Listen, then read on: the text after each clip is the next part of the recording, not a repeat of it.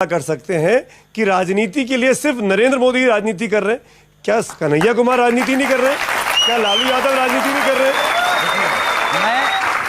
मैं जवाब सुनते मैं ये बात स्वीकार कर रहा हूं कि मैं राजनीति कर रहा हूं और मैं वामपंथी राजनीति कर रहा हूं।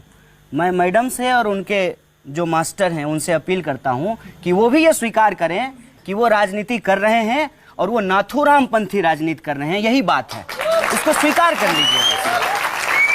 कन्हैया, आजाद कश्मीर पे आप क्या कहेंगे? आजाद कश्मीर कहाँ है? नहीं, नारे लगते हैं, आपकी क्या प्रतिक्रिया है उस पे? आजाद कश्मीर जब मैं कह रहा हूँ कि मैं संविधान को मानता हूँ तो इस देश की एकता और अखंडता में भी भरोसा करता हूँ। अपने मन में ही सपना आया कुछ मान लिए, ऐसे नहीं होता है। तो आप आज कहिए कि कश्मीर भारत का इंटीग्रल हिस्सा है। ये आपके ये इसमें कहने की बात है? नहीं तो आप नहीं कहती हैं क्या? हम तो कहते हैं। आप मानते हैं कि नहीं मानते हैं? हम तो मानते हैं। तो आप बोलिए कि कश्मीर भारत का हिस्सा है। कश्मीर भारत का हिस्सा है। है। मैं आपकी बात का पूर्णतः समर्थन करता हूँ। पर आप क्यों नहीं कह पाते? आप क्यों नहीं कह पाते? कन्हैया, मुझे आपकी बात को रिपीट करने का मन कर रहा है। हाँ। एक मिनट अवधेश बाबू, मुझे आपकी बात रिपीट करने का मन कर रहा है। जो आपने गुंजा के साथ किया वो मैं आपके साथ खेलना चाहता हूँ। एक बार आप कहिए, क्या कश्मीर भारत का अटूट हिस्सा है? कश्मीर से लेकर के कन्याकुमारी तक सब भारत का अटूट हिस्सा है। जम्मू कश्मीर भारत का अभिन्न अंग है। जम्मू कश्मीर भारत का अभिन्न अंग है। बिल्कुल है, इसमें कोई दो राय थोड़ी है। कहिए ना इसको। है, As it is कोर्ट में बोल दीजिए, ये मैं बोलूंगा। मैं कहिए तो मैं गर्दन में लटका के घूमूं। अगर यही पैमाना है सर कि असली सवालों पे बात ना करके, ये स्थापित बात है, ये सच है, तो तख्ती लगा के घूमते हैं। फिर हम बेरोजगार हैं ये सवाल भूल जाएंगे। हम नोटबंदी में जो है इतना बड़ा घोटाला हुआ, ये सवाल हम भूल जाएंगे। इस देश के भीतर हाँ वही बात तो नहीं ना, आप हमसे यही पूछिए बार बार कि आज तो जनता के मंच पे आप हैं। आप हमसे बार बार यही सवाल पूछिए। आज जनता के मंच पे आप हैं तो आपको जवाब देना है। देश को जवाब दो। कन्हैया भाई, बोल देता हूँ फिर सर का सवाल लीजिएगा। हम यही कह रहे हैं कि आप हमसे बार बार यही पूछ करके कि आप देशभक्त हैं कि नहीं है, कश्मीर भारत का अभिन्न हिस्सा है कि नहीं है, आप अर्बन नक्सल हैं कि नहीं है, मेरे इस सवाल को भटका देना चाहते हैं कि आज 2 करोड़ नौकरी क्यों नहीं है। ये सवाल है सर।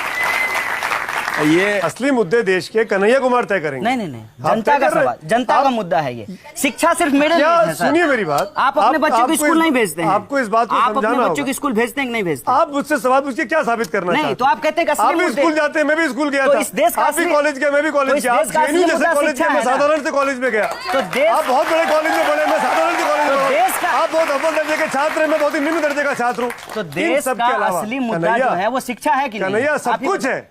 इस देश का असली मुद्दा बीते 4 साल में पैदा हुआ है। नहीं, 65 साल को भूल जाएंगे आप? नहीं। मैं भाई सर, आप सरकार की इतनी आलोचना करते हो, बुराई करते हो। नाम बताओ पहले। मेरा नाम शांतनु पांडे है।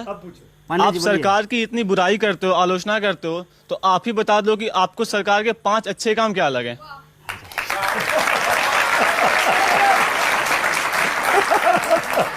सरकार का यदि आप कहेंगे कि अच्छा काम, वो सरकार बनने से पहले हमको अच्छा लग रहा था। जैसे सुन लीजिए, जब ये कहा गया कि मोदी जी चाय बेचने वाला का बच्चा है तो मैं बहुत खुश हुआ कि इस देश में लोकतंत्र की वो ताकत है कि चाय बेचने वाला का बच्चा भी देश का प्रधानमंत्री बन सकता है। लेकिन जब वो सरकार बन करके आए, उन्होंने चाय वाले के कुछ नहीं किया चाय बेचने वालों के लिए, तो मैं उनसे दुखी हो गया।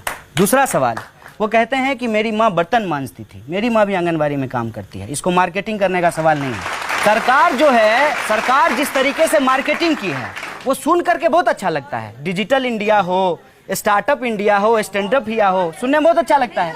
लेकिन सरकार ग्राउंड पे एक भी ऐसा काम नहीं किया है जो हमको अच्छा लगे। तो इनसे भी व्यक्तिगत सवाल आप ये कह सकते थे कि मुझे एक भी काम अच्छा नहीं लगा। हाँ तो कहते ये कह देते थे ना। नहीं, व्यक्तिगत आक्षेप जो लगाना है ये जरा थोड़ा दुख की बात है। लेकिन मैं एक सुन लीजिए, अब सामाजिक समानता की इन्होंने आज बहुत बात करी है।